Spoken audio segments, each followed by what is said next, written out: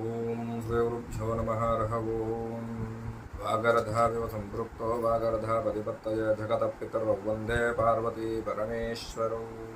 మరి నవదుర్గలలో 3వ రోజు మరి ఆ యొక్క అమ్మవారు చంద్రఘంటాదేవిగా భక్తులకు దర్శనమిస్తూ ఉంటుంది.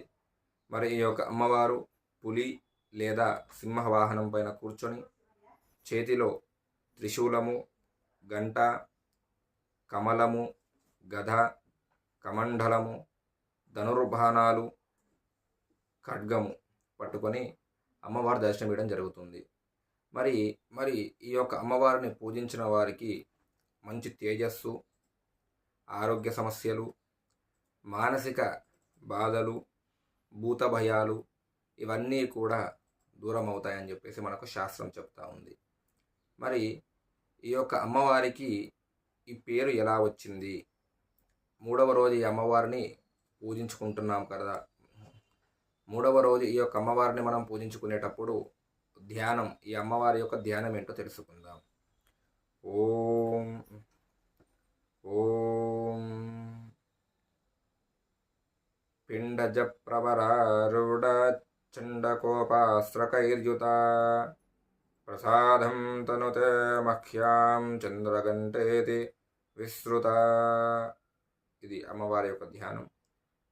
అమ్మవారిని పూజించుకునే ముందు ఒకసారి ఈ యొక్క ధ్యానాన్ని చెప్పుకొని అమ్మవారిని పూజించుకోవాలి. మరి అమ్మవారి యొక్క పురాణ గాథ ఏంటో తెలుసుకుందాం. ఆ యొక్క పార్వతీదేవి యొక్క తల్లిదండ్రులైన హిమవంత దంపతులు వివాహానికి, శివుడితో అమ్మవారి వివాహానికి ఒప్పుకుంటారు. ఒప్పుకున్న తర్వాత శివుడు నంది వాహనం పైన, వృషభ వాహనం పైన కూర్చొని కైలాసం నుంచి ఊరేగింపుతోని ఋషులు, మునులు, భూత ప్రేత గణాలతో సహితంగా ఈ యొక్క హిమవంత మహారాజు గారి యొక్క ఇంటికి రావడం జరుగుతుంది. అక్కడికి రాగానే ఆ యొక్క పరమేశ్వరి యొక్క రూపాన్ని చూసి ఈ పార్వతీదేవి యొక్క తల్లి భయపడుతుంది. భయపడి స్పృహ కోల్పోయి కింద పడిపోతుంది. అప్పుడు ఆ యొక్క పార్వతీదేవి ఆ యొక్క పరమేశ్వరుడికి చంద్రగంఠ అవతారములో, ఆ యొక్క రూపములో పార్వతీదేవి శివుని వద్దకు వెళ్ళి, మరి స్వామి, నీ యొక్క రూపాన్ని చూసి అందరూ కూడా భయపడతా ఉన్నారు, నా కుటుంబకులందరూ కూడా, కాబట్టి మీరు రూపాన్ని మార్చండి అని అడుగుతుంది.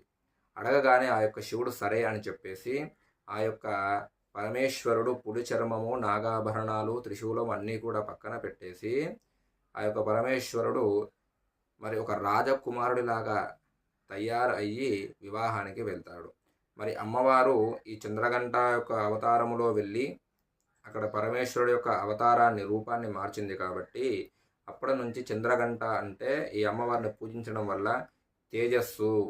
ఈ యొక్క అమ్మవారు ఆ యొక్క పరమేశ్వరుడి యొక్క దగ్గరికి వెళ్ళి చంద్రగంట అవతారములో ఆ యొక్క పరమేశ్వరుడు యొక్క రూపు మార్చి, అదేవిధంగా ఆ కుటుంబీకుల యొక్క భయాన్ని పోగొట్టింది కాబట్టి అమ్మవారిని ఈ చంద్రగంట దేవి యొక్క రూపంలో పూజించుకున్నట్టయితే మనందరి భయాలు కూడా, భక్తుల భయాలు, తర్వాత బాధలు కూడా దూరము చేస్తుంది అని చెప్పేసి శాస్త్రవచనం.